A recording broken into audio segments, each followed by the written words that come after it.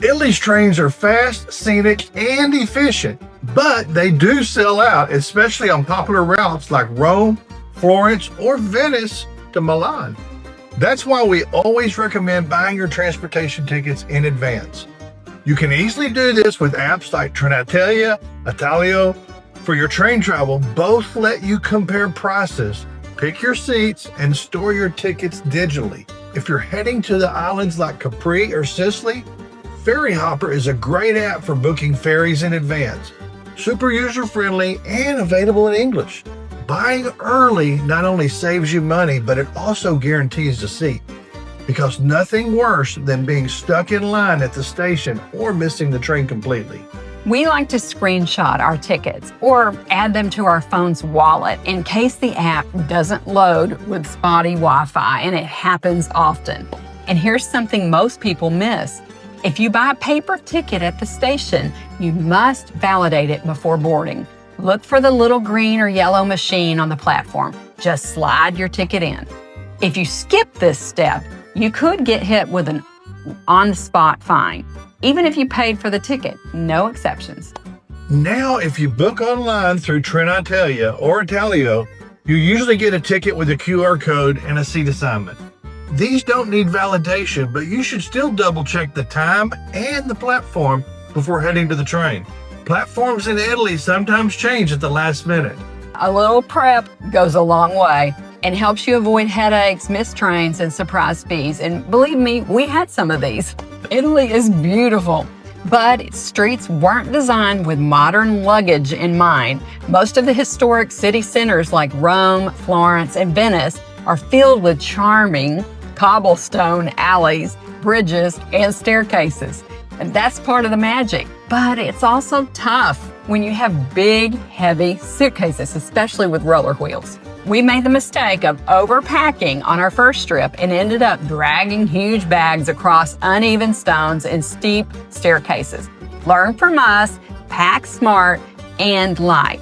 Stick to a carry-on or medium-sized rolling suitcase and consider using a backpack or a crossbody bag, which I did, for daily excursions. If you're visiting multiple cities by train, lighter luggage makes transitions so much easier because it's quick getting on and off those trains. They don't stay stopped long.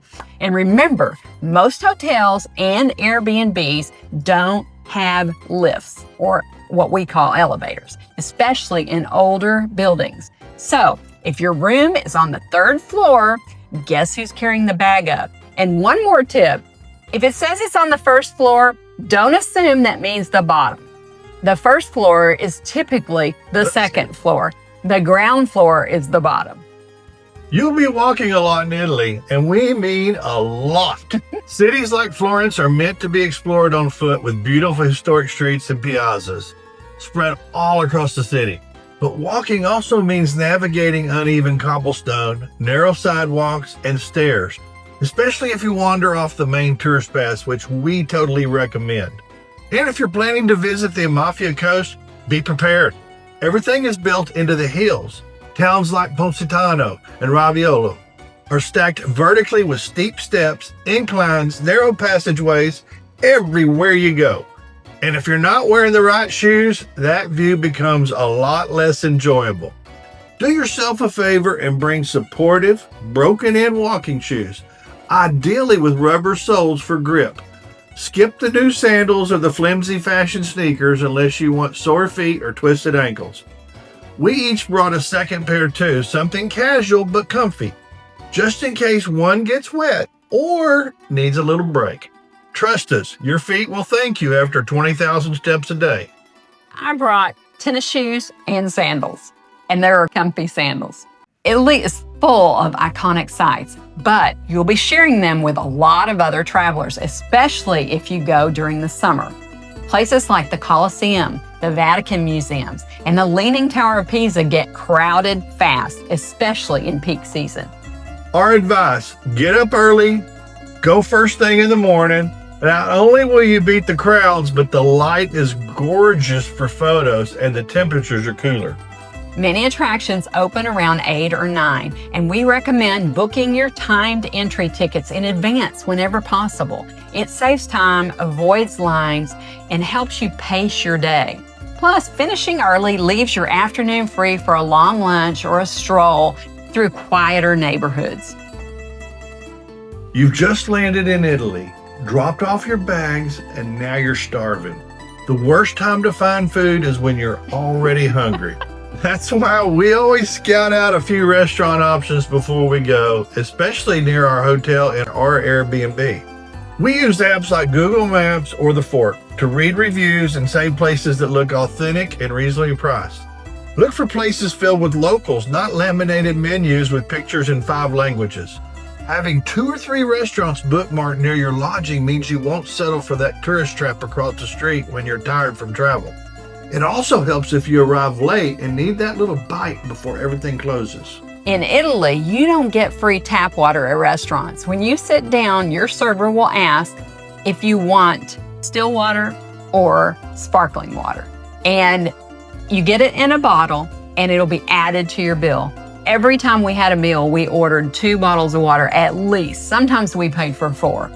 Most locals drink still water, acqua natural. But if you like bubbles, go for the acqua frizzante. Just don't expect the big jug of tap water like in the US. We all took water bottles with us that fastened to our backpacks. Yeah. So or our Fill it up before we left the hotel or the Airbnb. yeah. And this really saved us a lot of money in buying water as we traveled around the city. In Italy, tipping isn't a major part of culture like it is in the US. Most restaurants already include it, corporto, cover charge, or a service fee right on the bill. That means your server is already being compensated, so there's no reason to leave that extra 20% every time. That said, rounding up the bill or leaving a few coins for excellent service is always appreciated. Think 1 to 2 euros at a casual cafe or maybe 5 at a nicer restaurant. And for services like taxis, hotel staff, the same rule applies. Small, thoughtful tips go a long way, but they're never expected. Randy's a really nice guy, and I don't think he ever actually left less than 20%. But this is not required. Public restrooms are not free in Italy. In fact, they typically cost 1 to 2 euros. So, in busy areas like train stations, plazas, or highway rest stops, you'll often see a small charge. And let me just tell you, you can't always just take a euro with you. There were times that we went to the restroom and they didn't accept cash. They only accepted a card. And there were other times when they didn't accept cards, they only accepted a euro. So take both into the restroom. Another thing that happened is our daughter went to a McDonald's thinking she was just going to run in there and go to the restroom. Well, they check your receipt to make sure you purchase something from the restaurant before you can go into the restroom. If not, they charge. So make sure and use the restroom when you're at a restaurant that you're eating at. For sure. Now, regarding while credit cards are widely accepted in Italy, you still need euros for the little things like tipping, public restrooms, local markets, small cafes. Taxis prefer cash as well.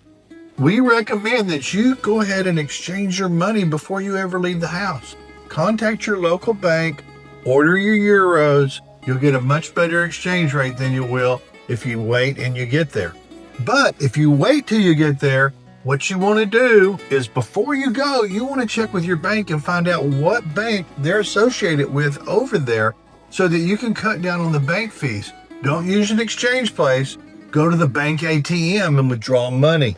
It'll cost you a whole lot less money.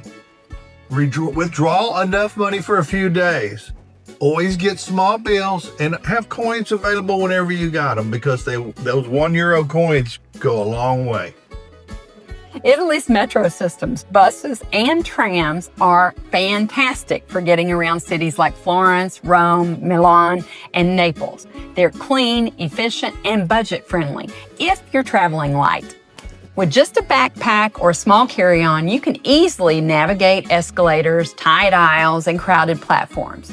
You can buy a ticket at the kiosk or use the contactless payment right at the gate in many cities. And actually, we found that the tram in both Florence and Sorrento, you just tap your credit card, and this was for Amsterdam as well. You just tap your credit card when you get on the bus, and then you tap it again when you get off the bus. That way it knows where you got on and where you got off, and it'll charge you accordingly. But it's a lot cheaper if you buy a pass for a day or multiple days. Now, if you're traveling with large luggage, a stroller, or multiple suitcases, I highly recommend booking a private transfer, especially from the airport or the train station. These drivers meet you at the arrivals and help with your bags and get you straight to your hotel without the stress of figuring out public transit or finding taxis. It's especially worth it in places like Florence or Naples or maybe even Sorrento. You want to have that driver meet you there because these places are built into the cliffs and the streets are narrow and tricky and hard to navigate. Yes, it's more expensive than a bus or a train, but when you're tired, jet-lagged, and juggling kids and bags and door-to-door comfort, trust me, it's priceless. Italy uses Type C and F outlets, which are different from what we use in the US. So you'll need a European plug adapter, and ideally one that supports multiple devices or USB ports. We had one that supported one plug and 2 USBs. Also, keep in mind that Europe runs on 220 volts. So make sure your electronics are dual voltage. Most phones, tablets, and laptops are fine, but older hair tools or chargers might not be. In Italy, your phone becomes your best travel buddy. You'll use it for navigation, translation, restaurant reviews, train schedules, and of course, taking photos. Lots of photos. That kind of usage drains your battery fast, especially when you're out all day. That's why a portable battery pack is a must. Bring the one that you can charge your phone at least twice before needing to be recharged itself. We kept ours in our day bag and used it constantly, especially when we're using Google Maps in cities or snapping shots along the Amalfi Coast. And remember, many cafes, train stations don't have easily accessible outlets, so it's better to be prepared than to get stuck with a dead phone when you're going to need it the most. Here's a little thing that makes a big difference: handheld fans. Many places in Europe don't have air conditioning, especially in historic buildings, local restaurants, and public transportation. Believe me, we rode a train that was so hot and it was packed. And keep this in mind, summers in Italy can be hot. We were in Florence in July and the temperatures hit 100 degrees Fahrenheit with very little shade in the open piazzas and long museum lines. It's beautiful, but it can feel brutal if you're not prepared. Since Italians love to eat and relax outside, you'll find yourself dining al fresco. Even in the heat, a small rechargeable or battery-operated fan was a total lifesaver for us. We used them while waiting for trains, walking through the ruins, and sitting at a sidewalk cafe. They're lightweight, easy to carry, and honestly, one of the best things we packed. If there's one iconic Italian drink you've got to try, that's Limoncello. Especially in southern Italy and the Amalfi Coast, where the lemons are the size of grapefruits and packed with flavor.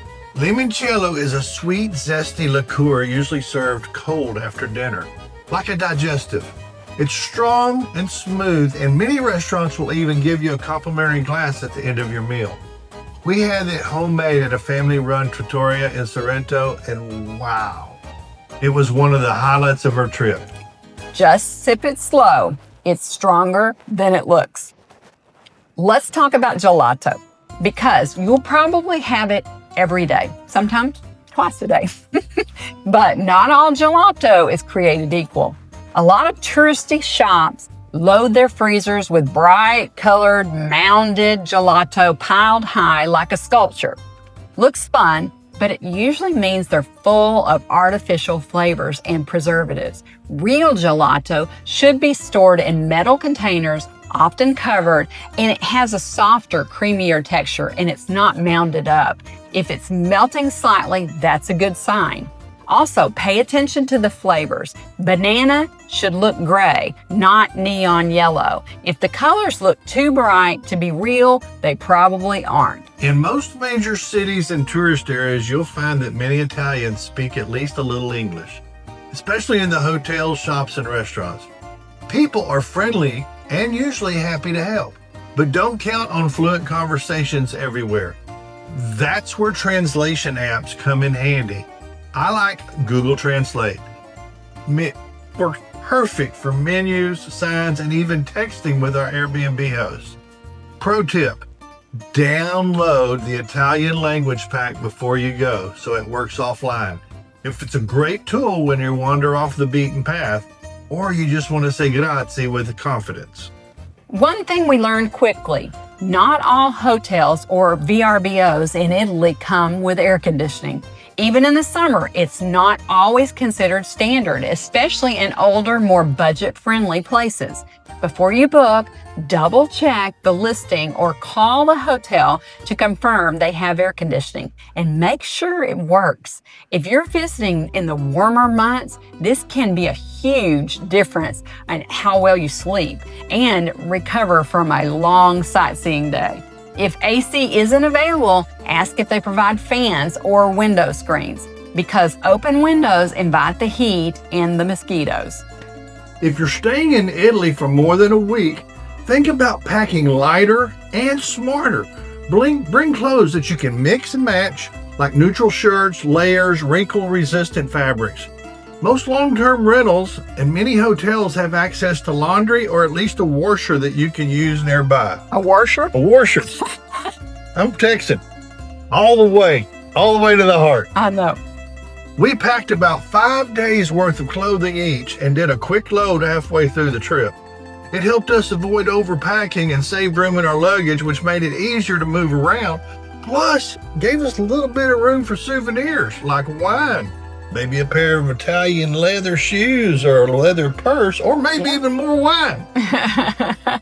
Italy is a dream destination, but it's also a place where a little preparation can go a very long way.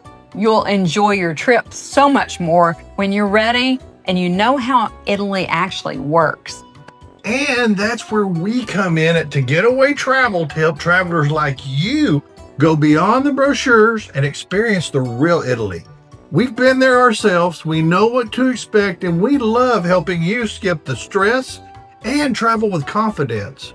When you book with us, we help you with custom itineraries, accommodations, transfers, and all those little details that most people only think about once it's too late when they get there. So if you're thinking about Italy, click the link down below to request your quote or schedule a free consultation call with us. We'll help you plan the Italy vacation that you've been dreaming of. And now that you've got the basics down, watch this video about transportation in Italy.